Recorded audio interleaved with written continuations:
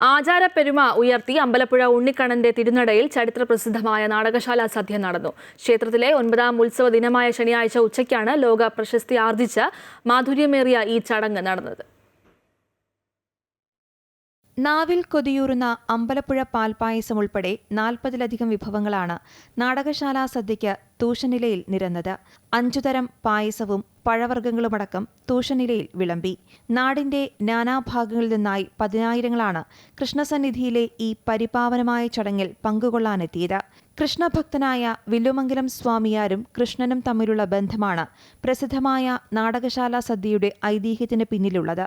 നാടകശാലയിൽ വലിയ പപ്പടവും പഴക്കുലയും തൂക്കിയതോടെയാണ് ചടങ്ങുകൾക്ക് തുടക്കമായത്. സദ്യയിൽ പങ്കെടുത്തവർ പിന്നീട് വഞ്ചിപ്പാട്ടും പാടി പടിഞ്ഞാറേ നടയിലെ പുത്തൻകുളത്തെത്തി. ഇവിടെ നിന്ന് തിരികെ എത്തിയ വഞ്ചിപ്പാട്ട് സംഘത്തെ അമ്പലപ്പുഴ പോലീസ് പഴക്കുലയും പണക്കിഴിയും നൽകി സ്വീകരിച്ചു. ദേവസ്വവും പോലീസും ഒത്തുചേർന്നു നടത്തിയ നാടകശാലയിൽ സദ്യ പ്രേമമായല്ലോ. പോലീസ് അധികാരം കണ്ടു, പോലീസ് അധികാരം കണ്ടു, മറ്റുമാരോ കാഴ്ച കണ്ടു, ബന്ധം വീണ ഞങ്ങൾ പറഞ്ഞുകൊള്ളാം. കൊതിയിഞ്ഞു തന്നാലും എത്തിക്കേണ്ട യജമാനെ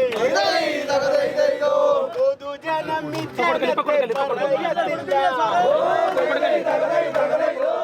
തിരികെ തിരുനടയിലെത്തി വഞ്ചിപ്പാട്ട് പാടിയതോടെ ചടങ്ങുകൾ സമാപിച്ചു. കാലമേറെ കഴിഞ്ഞിട്ടും ഇന്നും ക്ഷേത്രത്തിലെ ഈ ചടങ്ങ് പരമ്പരാഗതമായി തുടരുകയാണ്. നാടകശാല സദ്യയുടെ ഒരു വറ്റിനായി ആയിരങ്ങളാണ് പ്രാർത്ഥനാപൂർവം കൈനീട്ടി നിന്നത്.